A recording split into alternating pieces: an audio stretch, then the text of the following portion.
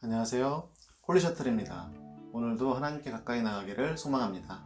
오늘은 나쁜 기독교인이 존재하는 이유에 대해 함께 이야기를 나눠보겠습니다. 제일 까탈스럽고 소통이 안 되는 직장 상사, 알고 보니 기독교인이라서 당황하셨나요? 비양심적으로 사기를 치는 자영업자나 가게에서 진상 부리는 손님이 알고 보니 기독교인이라서 놀라셨나요? 기독교인이 제일 나쁘다, 교회 다니는 사람은 걸러라, 이렇게 한국에서는 기독교인이라고 하면 뭔가 기피하는 이미지가 만연합니다. 가끔 그래서 뉴스에 끔찍한 강력범죄가 보도되고 이 사람이 기독교인이라는 게 밝혀지면 같은 크리스찬 입장에서는 멘붕이 오기도 하고 어떻게 받아들여야 할지 모르겠습니다. 그래서 저는 나쁜 기독교인이 존재하는 그 이유에 대해 평소 4가지 정도로 생각을 합니다. 첫째는 원래 본질적으로 죄인들의 모임이라서 그렇습니다. 연약하고 상처 입은 사람들, 그래서 신의 도움이 필요한 사람들. 예수님 주변에도 대부분 고아와 과부들, 세리와 창녀들이 많이 모였습니다. 특별히 의에 줄이고 목마른 자들과 심령이 가난한 자들이 모여서 교회가 되죠. 둘째로 이렇게 연약한 자들 중에 일부는 오직 주일에 예배만 드리고 평일에는 원래 악한 모습으로 돌아가서 죄악된 본성과 나쁜 행실들을 그대로 내비치기 때문입니다.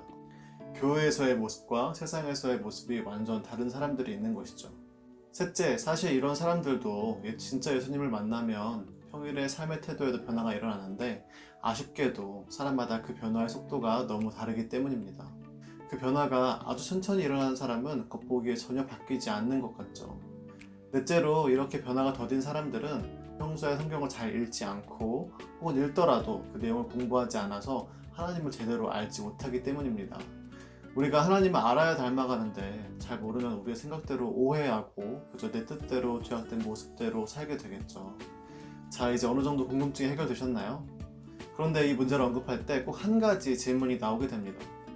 앞서 말한 이 첫째, 둘째, 셋째, 넷째 조건이 모두 최악 수준의 정말 나쁜 기독교인, 거의 사이코패스 수준의 기독교인이 있다면 그 사람도 교회 다니고 예수님 믿으니까 무조건 천국에 가는 걸까요?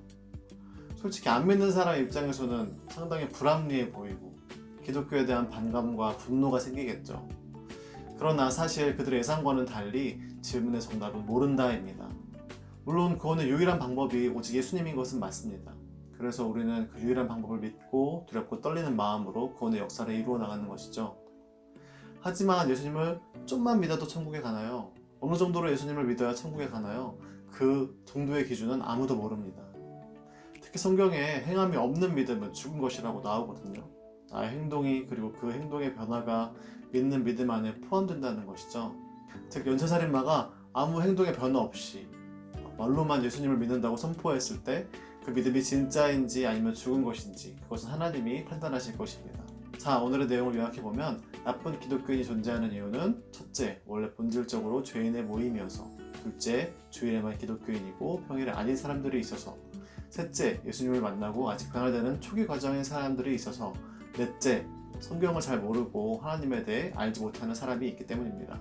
또 추가로 엄청 나쁜 사람이 단지 종교가 기독교라서 무조건 다 천국에 가는 것은 아니고 그 믿음에 대한 판단은 하나님만 가능, 이렇게 정리해 볼 수 있겠습니다. 오늘도 하나님께 가까이 나아간 여러분을 응원하고 칭찬합니다. 개인 기도로 마무리하시면서 홀리셔틀 마치겠습니다.